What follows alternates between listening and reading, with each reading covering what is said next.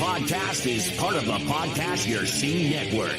Visit us at www.podcastyourscene.com. You know, the local media has an agenda that they're going to serve. I don't know who's in charge of it or what it is, if it's like a headless monster. Why?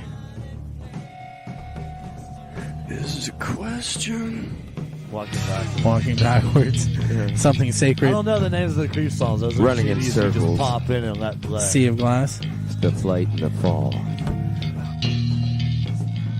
I love Ozzy.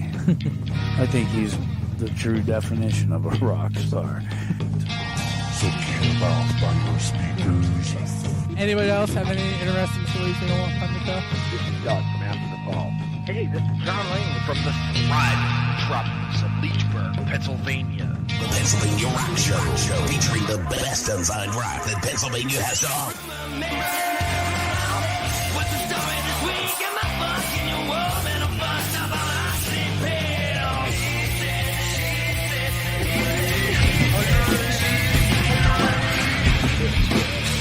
Are you ready? Let's go. What's up, everyone? It is Bill, and you're tuned into the Pennsylvania Rock Show, featuring the best unsigned rock and metal that Pennsylvania has to offer, right here on PARockShow.com, MegaRockRadio.net, and 107.1 FM KFGD, St. Louis, Missouri. On the beaches of San Diego, California, we have RootarooRadio.com, and the Highlands of Scotland, we have XRPRadio.co.uk. In the other side of Pennsylvania, we have oldiesxl.com in Philadelphia. And I'm sure I'm forgetting, buildthescene.com, which is my home right here in the thriving metropolis of Leechburg, Pennsylvania. And of course, music from the 412.com, both on the TV and the radio side of things. This is the Pennsylvania Rock Show, episode number 669. With me tonight are three members of the band Working Breed. And if you bear with me for a moment, I will get them all up on the screen. There they are. What's up? Hey, what's up? How's it going? Shaking. They're probably laughing. Probably laughing because they realized how quickly I said all of that after I said, sorry, we got to go live.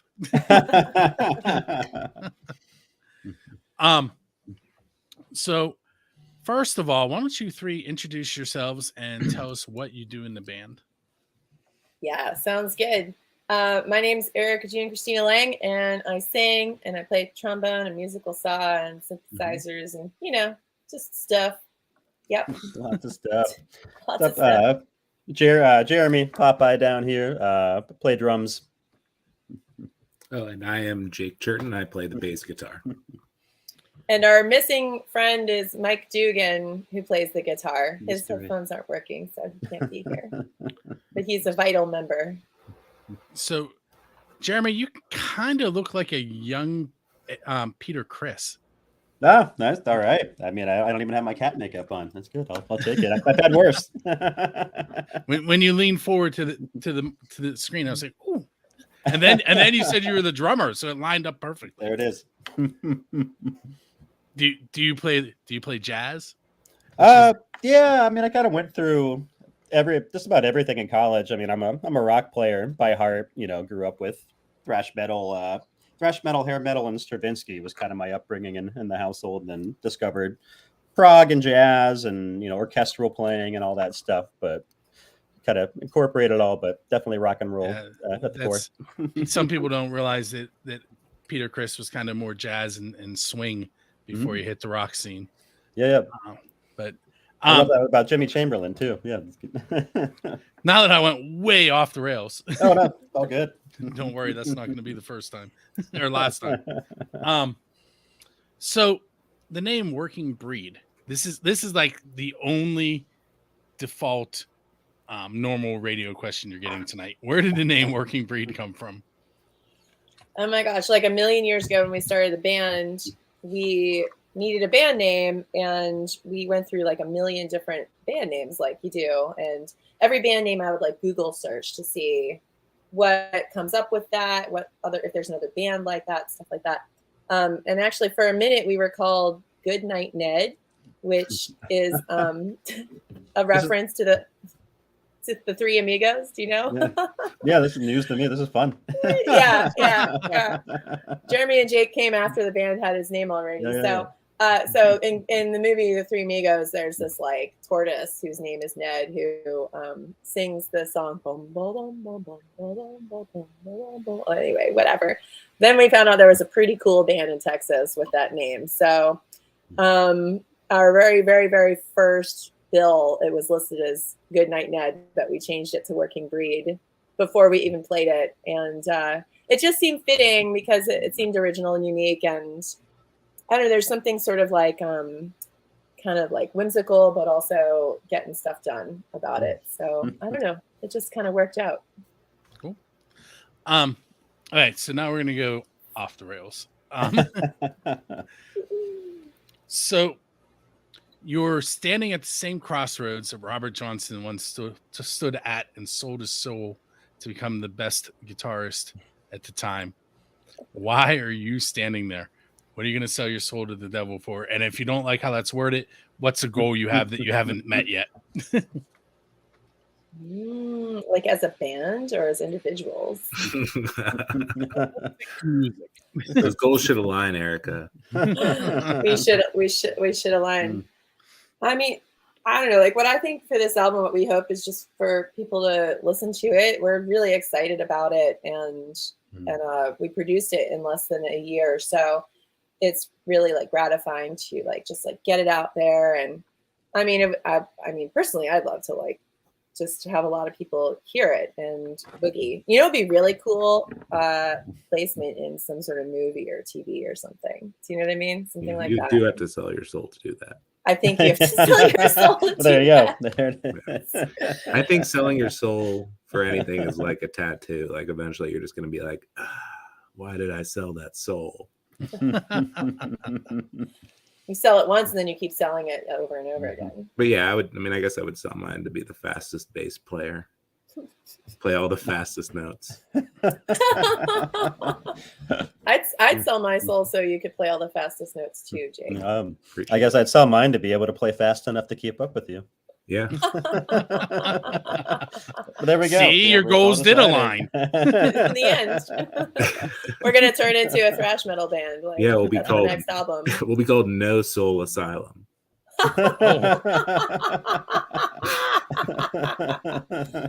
Oh, this is bad. This is Jake. Yeah. Yeah. What about you, Bill? What would you sell your soul for? So that's a good question. And that's not how this works. No. Okay. No, it's funny that you did that to me because the last person that did that to me was Utah Burgess, who owns Shady Lady Studio and is on the Grassroots Show on 97.7 FM. And it's a perfect segue because this coming Sunday, I will be on the Grassroots Show. So you guys should tune in at 7 p.m. Nice. But to answer your question, this is going to, for my kids to have a better life than I've had, which is kind of musically aligned because all three of my kids are musicians. Oh, nice. And I won't go into that online, but if you guys want to stick around until after all the videos are played, I'll tell you about it later. Yeah. So you're leaving a gig and there is a DeLorean sitting there with its door open and a flux capacitor in the back seat, which means you can borrow it and bring it back the exact same time. Where are you going in time, and what band are you going to hang out with while you were there? Since Marty hung out with the band at the Under the Sea Ball. Man, when did we record this album? I'd love to go back and just watch all that happen from an outside perspective. That was so much fun. You'd visit us a few months ago. You'd visit us last July. Now, that was really fun. That was a really fun time. You have to make sure that you don't ruin the time-space continuum. You have to stay away from yourself, right? Yeah, right. I'll be just observing in the this is the furthest I've gone into the references with the Back to the Future thing. I'm getting sued now. Ooh, I like that question. I'd probably go back to I probably peaked in 2009. So probably go around then. I think we were on the cover of the city paper. So yeah, that's all it. Yeah. Jake played with Donora. So you'd go back to when Donora was on you play with Donora. You still play with Donora.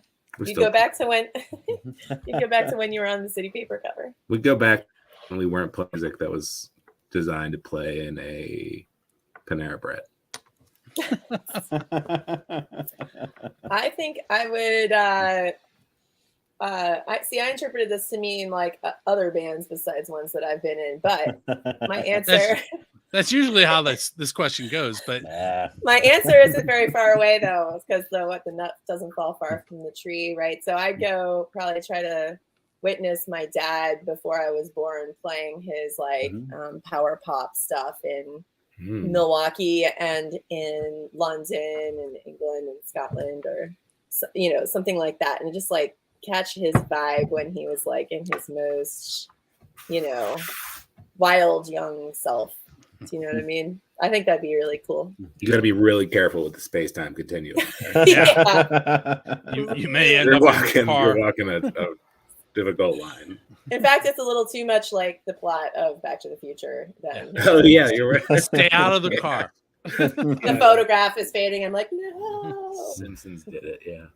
So here we are, like at the end of the first 10 minutes, and I forgot to mention the two songs that we listened to at the top of the show. So the first song that we played was Infected by Dragonfly Effect, which is actually the 3 Questions in a Song guest. So you can learn more about that song by going to buildthescene.com and watching that episode. Or you can catch it on musicfrom412.com as well, both TV and video, which is brand new this week. It's the first time that it's been on the TV side.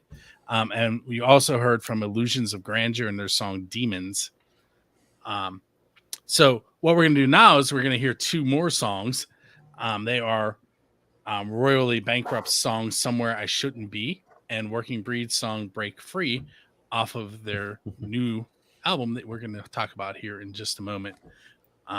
We will be right back. All right. Almost time for the annual Fostering Music Summer Shindig. Fostering Music is a charitable organization dedicated to enriching the lives of children currently in or adopted out of the foster care system. We proudly partner with local foster care agencies to provide musical instruments and instruction in conjunction with local music stores. This year's Summer Shindig fundraising event features 2 days of local music and outdoor family fun. Come out and make a difference while having a blast. Main Street Music and Sound is your full-service music store for instruments, rentals, repairs, and more. Our experts have over 40 years of experience in AV and lighting installations. And if you're looking for any kind of instruments, accessories, or gear, you'll find it here. Plus, we offer lessons for students of all ages and levels for a wide variety of instruments. Visit Main Street Music and Sound in-store or online today.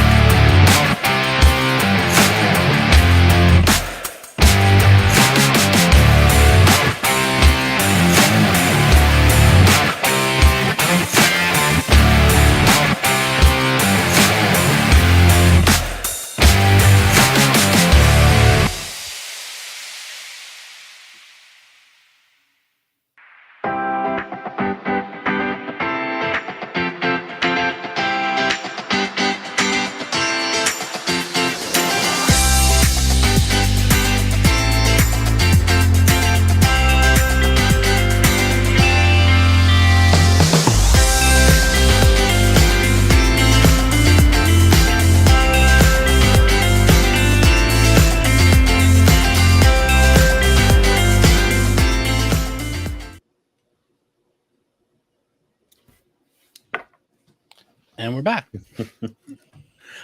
So you just heard Royally Bankrupt Somewhere I Shouldn't Be, which is brand new to the show, and the brand new track from Working Breed, whose 3 of 4 members are hanging out with me tonight, the song Break Free. And what I need you guys to do is take an MTV moment and do as storytellers and tell me something about the song. Oh yeah. Well, first of all, we really like to call it wake free instead of break free. But that's just a private. That's private. That's anybody who's watching this now. You know how to really pronounce it. I think it's just silly. It's just silly. It's just silly. This, I guess, like lyrically, this song is about this idea that sometimes when everything's not going your way and you're struggling a lot and there's some direction, but you're kind of fighting against it. It's better to just like go with the flow, break free out of whatever supposition you're kind of like you're holding yourself back with, and then you can become more yourself and grow a lot from that. And it's supposed to be joyous and it's kind of fun. It's like if we ever played an arena, it'd be like the greatest arena rock song because it's like everybody's singing the chorus, it's big and loud, so it feels like that when we're playing it, and it feels really cool. It just feels cool to play the song. So I hope it feels cool to hear it too. But when you guys should talk about our little instrumental solo bridge, which I think is fun. Oh yeah, that was just kind of a rehearsal in joke, I think, right? We're against extended long solo sections of the tunes, so we each decided to just take 4 bars and play something kind of ridiculous, and then commit it to tape and act like it was the best solo ever. And it turned out to be. They're all great. This little wacky studio stuff. Yeah, it's very silly. It's just like a little squealy on the guitar, a drum fill, and then like a synthesizer. Wee, and that's like the entire solo section. So it's fun for us, and also it kind of goes with the attitude of the song, I guess. Yeah. So your release show with it's Frisco Kid, right? Cisco Kid. Mm-hmm. Is coming up in a few days, right? Yeah. So, yeah.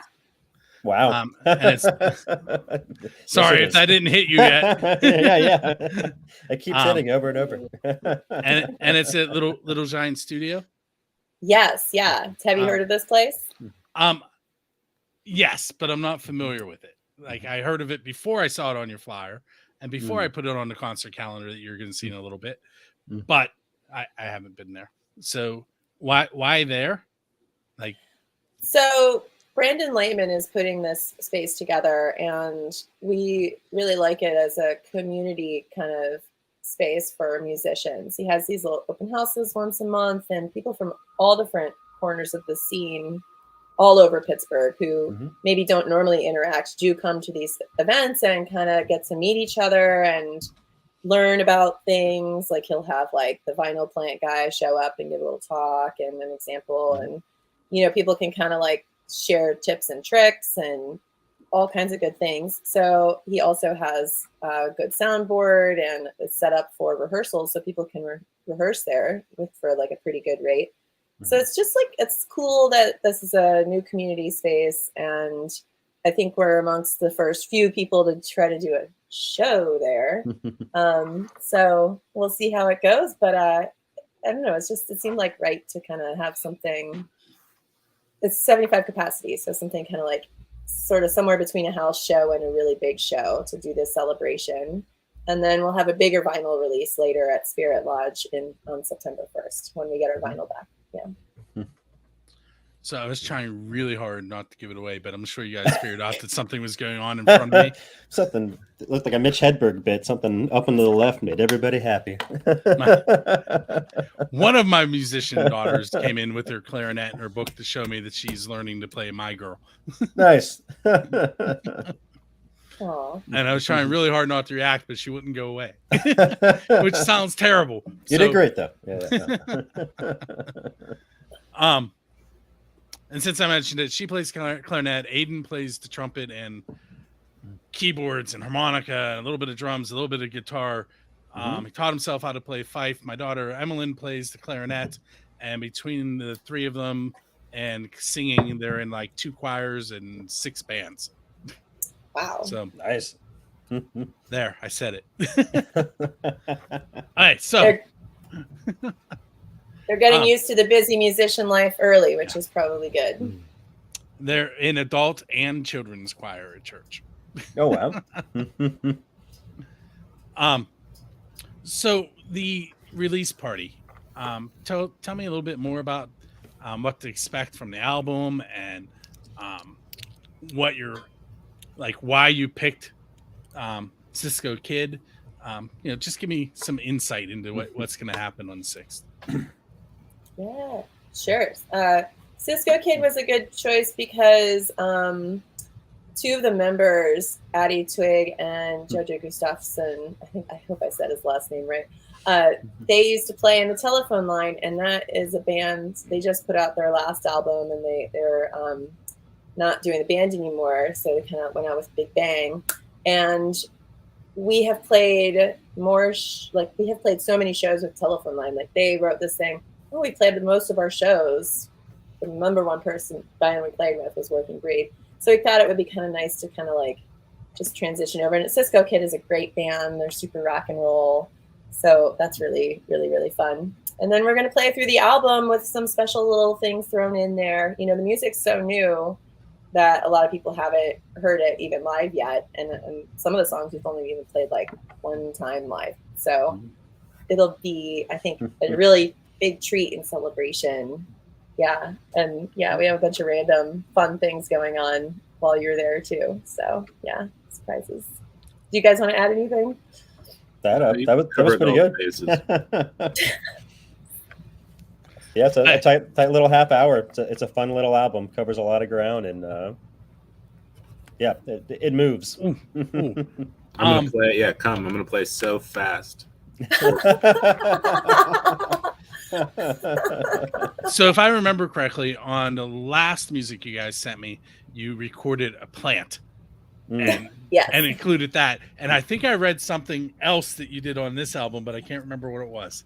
We graduated from plants to brains.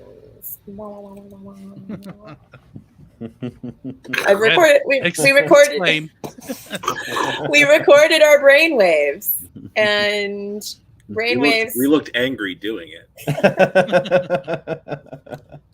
It was like the funnest day I ever had bringing anybody to work ever, because it was just like, everybody was so good at listen. We just listened to our own songs actually while recording the brainwaves, and then basically the brain neurons are always firing at different frequency rates, and some are going faster and some are slower, and they're at the same frequency rates that musical notes are at, but they're just like very, very tiny.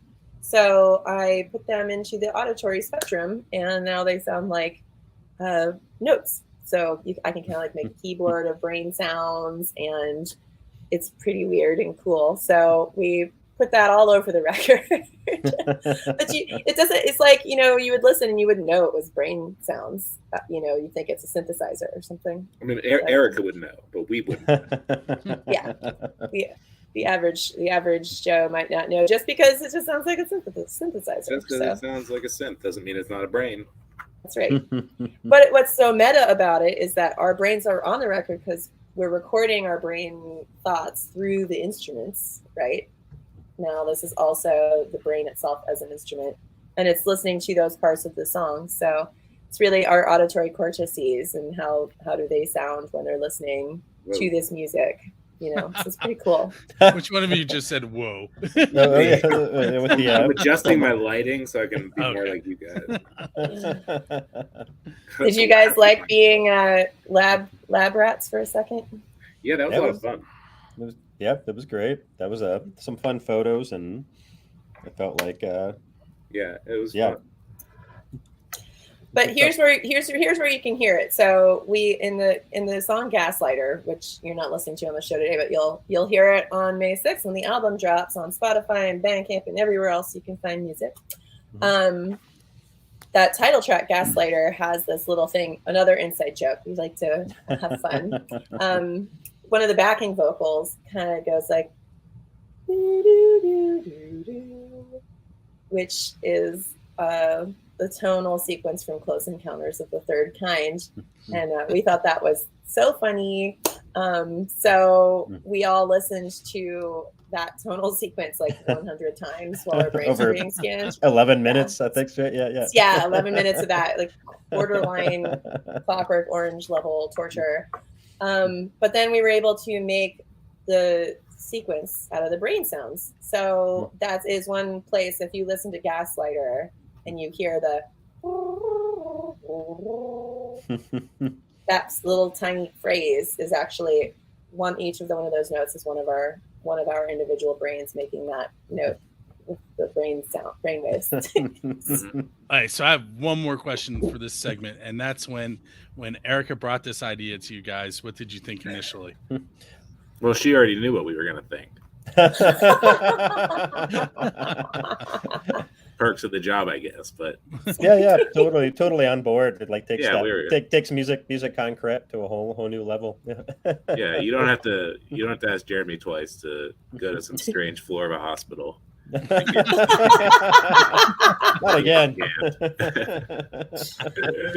No, one of the greatest things about Working Breed in general, this has always been true the whole time we've been a band, is like everyone is game to try stuff, and especially this configuration is just like anybody who has an idea, you just give it a whirl. Let's give it a whirl, and then it turns into this amazing new music, and that we're all invested in. You know, it's very cool.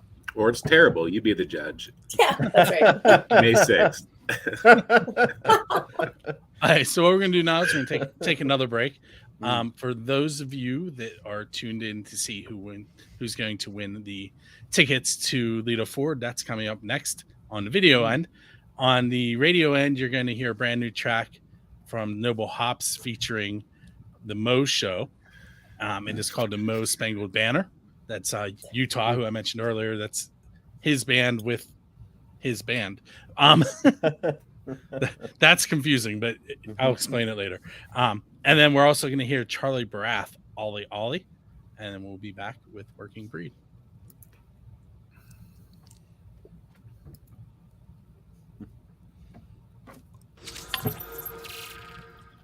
Hey everyone, it's time to give away the tickets to Lead a Forward with A Common Crown and Modern Fossil for May 7 at Jurgles. There were 4 entries: Tom Trainer, John Perry, Sandra Christner, and Greg Fristic. Each name is on the wheel 3 times. I put them in, I hit the shuffle button. Where the names are there is randomly chosen by my wheelofnames.com that you can see over there on the screen. To join in the chance of winning 2 free tickets, courtesy of Music from the 412 and Andruski Entertainment, you go to musicfromthe412.com/contests. With that said, I'm going to go ahead and click the wheel, and we'll find out who is this week's winner.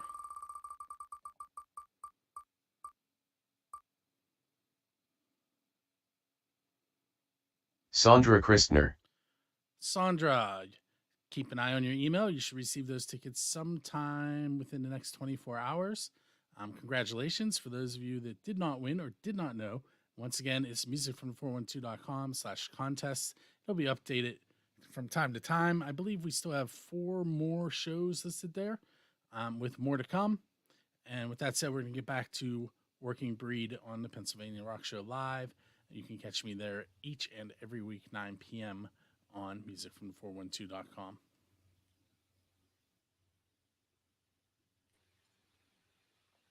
Hi. Okay, so Sandra, keeping an eye out on your email, like I just said. So I forgot to mention it to you guys, when I bring stuff up on the screen like that, you're not actually muted. So I went through and muted you, but then I have to unmute you when we come back.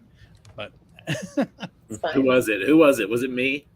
I'm not sure, but there was definitely some noise going on there, and I'm like, that's not right. Where's that coming from? Who was it? All right, so what we're going to do now is I'm going to get back on my rail, which is off of everybody else's rail, and I'm going to ask you this question. This is the official Build the Scene question. It's, who's your Dave Grohl? And by that I mean, what band do you want to go up on stage with and play one of their originals? Oh, that's a good one. And if you weren't positive if this was really live or not, you could probably hear the sirens behind me right now. Oh man. Well, with confidence or without confidence? Who do you want to go up on stage with? I feel like Jeremy wants to go on stage. Not that we're supposed to answer each other's questions, but I feel like Jeremy. That puts a twist on it. Yeah, right. I think Jeremy wants to go on stage with what's his face from you know who I'm talking about. I know you know Mike. Oh, one of the Mike's patent not projects. here. Yeah. Mike Dugan. No, wait. No, I think, I was Faith No More guy. Faith No More guy. The police, or any one of the Mike Patton projects, or Mike Patton. That's who I was. Coming in for Dave Lombardo somewhere would be super fun. But yeah, this really. I mean, from a drummer perspective, just drummers that I love their creative style and have try to rip off most of the time, so maybe it would work. Do they have to be alive? No, you still have a DeLorean. Oh yeah. Why do you think I asked that early? I want to hang out with David Bowie. Be careful around your dad. I'm not gonna visit my dad. I'm gonna change that plan. I'm gonna change the plan. I feel like I'd want to go with Prince, but he wouldn't probably like to have me there, so I will go with David Bowie. I want to play with David Bowie. I think that'd be so cool. That'd be cool. Yeah, you could go way back with Prince and earn your way up. Yes, to where he would respect you in the end. Way back, I could ride his purple motorcycle with him. I want to go back in the same thing. I want to be in the band with Erika. She just wouldn't know me at the time because we hadn't met yet. Good. We formed the band after I ride Prince's motorcycle. Is that what you're saying? I think we jumped the shark and we're now on Quantum Leap instead of Back to the Future. I like that too. Yeah, that's good. I think the only time that I wanted to be on stage playing was when I was younger. Now it's more like a chore, and I just don't want to do it. So. No, I'm kidding. I really do like it. But I do remember seeing shows very young and being like, I want to be. I had a hard time listening to the shows live because I wanted to play so bad. I was at Trey Anastasio concerts, so I'll say I want to be in Trey Anastasio's band in 2005 or something. 2005, you wanted to be in Trey Anastasio's band in 2005. We have a DeLorean. It doesn't matter. See, he caught on. It's all relative. I'm trying to follow some rule system. That's not real. Yeah. No, it's fine. We can go back. So you mentioned when you were younger, and that clicked the question that I sometimes ask. Can you pinpoint the moment that you realized that you wanted to be in a band? I was in sixth grade. Yes, sixth grade. I rented a bass because my friend got a guitar, and we were in a band called 1.5%. So it was exactly that moment. It's not a good band. Yeah, I moved on. I think I played my first gig ever was in a band with my dad in third grade. So somewhere back in those pots and pans rating early days, that I think it was kind of predetermined, even if I didn't realize it, that I wanted to be in a band. Your dad probably treated you just like a real working musician. You were killing it. Well, it was great. He played everything but drums, so it worked out awesome. Well, that is perfect. I think for me, I had my dad was a musician, so the music was all around all the time, and he was always in bands and stuff because he was so cool. And then my brother was doing that. And one time we were in London, we were recording something in his British buddy's, house studio, and I sang on that. And I can tell you it was real bad. It was real bad, and I'm glad it's lost to time. But although I kind of want to hear it, but it's real bad. But then I wanted to be in a band, but I didn't think I was cool enough. But after I got divorced, and I was like, I must be in a band. So And then I found one on Craigslist and I joined it, which I don't always advise, but the guys I wound up with were really cool and they were really nice and let me get my feet wet with music. That was Slingshot Genius, and they're all really cool musicians too. How old were you when you did that recording? I was like 15 or 14 or something. 14 maybe. Yeah. Young.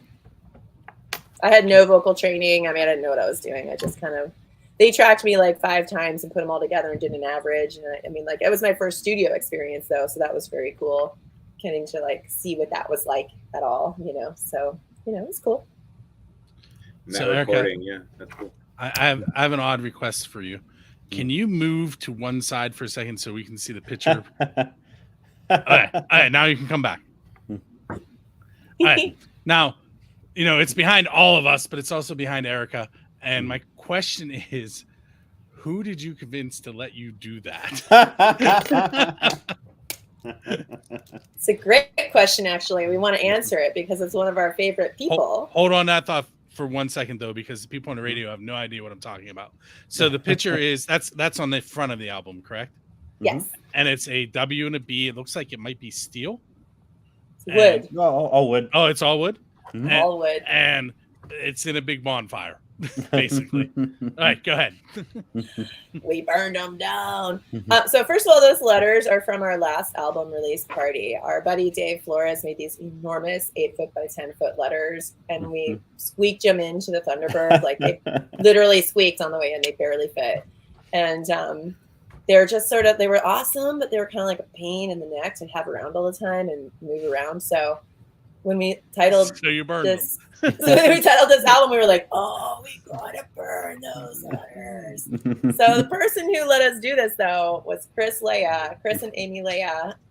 Amazing, I know amazing he has property. He has a house that people play in. Why can't I think of the name of it? Called Live Bird. Thank you. Yeah, it's called Live He's been Bird. on this show a long time ago. Yeah. He's an amazing guy, and he lives next door to this house, and he lets bands do all kinds of stuff in there, and he has this big yard, and the view behind the W&B, actually, it used to be all trees, but this tornado came through, and it went like between his houses and just destroyed all those trees and gave him an amazing view and didn't ruin any of his house property, which is like amazing. So we had this like amazing view, and he was like really cool with it, burning up this huge bonfire. Yeah, so it was such a great day, wasn't it, guys? It was an amazing day. That was a killer time. Where we still have that DeLorean, right? We can go back and visit there too. Yeah, we can just go check it out. Did you have s'mores? Or did you have to bring them with you in the DeLorean? We got to bring them. We had lots of beers. We didn't have any s'mores.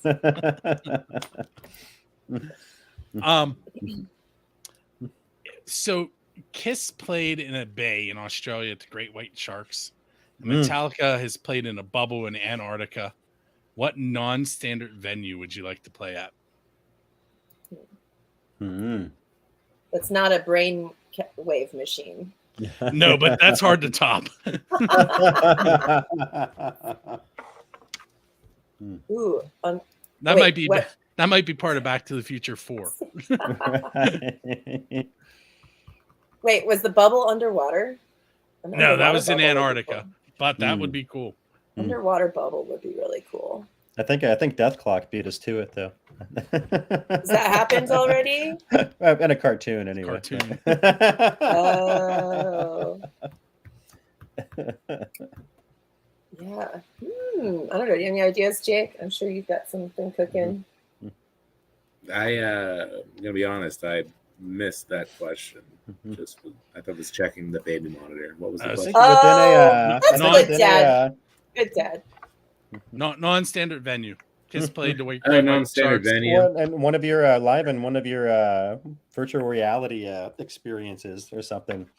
Yeah, we could. I saw like one of those exhibits at the Dali where you're like in the painting and you can zip around. So I think it would be really cool to play at like the peak of a mountain. Yep. Yeah, or like natural reverb there. Yeah. Edge of a cliff. You know. I mean, if you could get everything to fall at the same pace and just have the floor drop so your band is set up, and then you're literally skydiving while you're playing. There you go. Mm-hmm. But I just don't think that's how physics works. That's Erika's thing. No, I can't do that. But I could make a VR. We could make the VR. I bet we could do that. A band skydiving as in like playing in a band. Yes. You're in Aerosmith, falling to the ground. Revolution X3. I like that. With the arcade. So I guess skydiving would be my answer. Skydiving would be okay. Would be a strange venue that I. It'd be hard for like people to come join us, but. Well, what you could do is you could video it and make it a video for one of the songs, and then we'd play it on Music from the 412. There you go. Yeah. There you go. So we're really tight on time right now, but I do want you to mention again where people can find the Gaslighter EP. Is it EP or full album? It's a full album, even though it's 30 minutes and 20 seconds. It's 10 songs. It's like 8 songs and an intro and an outro track. So it's like a real full album, but it is just short and just gotcha, you know. Right, so yeah, you can on May 6th it'll be on Spotify and all the places you would normally go, Apple, iTunes and stuff like that. And on Bandcamp also, you could like buy it there or stream it there. It'll be on YouTube and all the places. So it'll be great. I'm gonna make a suggestion. If it Friday the 5th, Friday the 5th, the day before is Bandcamp Friday. I think she release it a day early there because people could buy it and you get 93% instead of 82%. There you go. I'm that's a good key point. Yeah. And I love that. I love that Bandcamp does that too, by the way. So if you want to support local music, especially like buying on Bandcamp Fridays is great because you get so much more of the money. So it's like it's nice. It's a nice way to support the band. Yeah. Because otherwise there's not a lot of we get 0.00001 cents per Spotify play, something like that. It's very small. But listen anyway. Leave it listen anywhere. Like we don't care. Just listen. So I want to thank you guys for hanging out with me on episode 669. Thanks so much for having us. Nice. You're welcome. Have fun at the release party.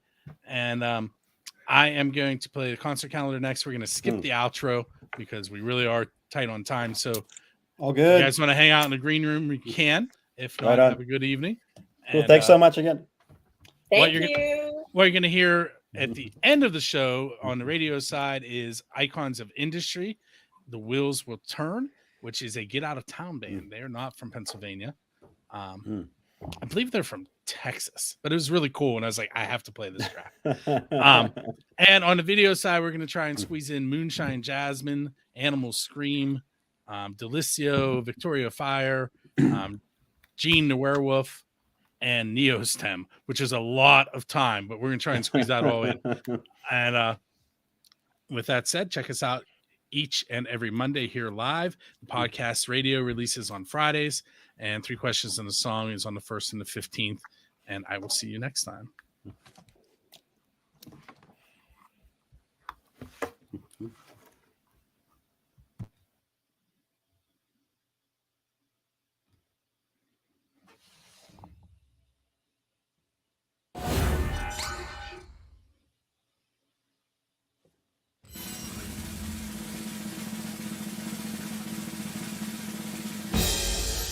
Hey everyone, it's Bill from Music from the 412 with your concert calendar for May 1st through May 13th, brought to you by BuildAScene.com and FirstAngelMedia.com. Monday, May 1st, Working Breed will be on the Pennsylvania Rock Show live on Music from the 412 to talk about their upcoming CD release. Friday, May 5th is Bandcamp Friday. It's also when you'll be able to see One Eye Daddies and God Hates Unicorns at the Bridge Music Bar at 8 p.m. 6 p.m., the Ragu Festival Rock Falls Park in Slippery Rock kicks off, and it is also an event on Saturday. 7:30 p.m., Heroes Bar and Grill with their open mic series with guest host Billy Postal. 8 p.m., United Metal Coalition with special guest Travolta at the Lamp Theater in Irwin, PA. $40 for that cover. 8 p.m. Neostem's 10 years so far with special guests The Molecule Party, The Cheats, and Royal Honey at the Squirrel Hill Sports Bar. $10 cover. Saturday, May 6th, 7 p.m. Working Breed's Gaslighter album release showcase with special guest Cisco Kid at the Little Giant Studio. $15. Crop, Shy, Riparian, and Mother Elizabeth Thorne at 8 p.m. at Squirrel Hill Sports Bar with a $10 cover. Sunday, May 7th, 6 p.m. Lita Ford with a Common Crown and Modern Fossils at Jurgles Rhythm Grill in Warrendale. $33 at the beginning of the price for those tickets. Monday, May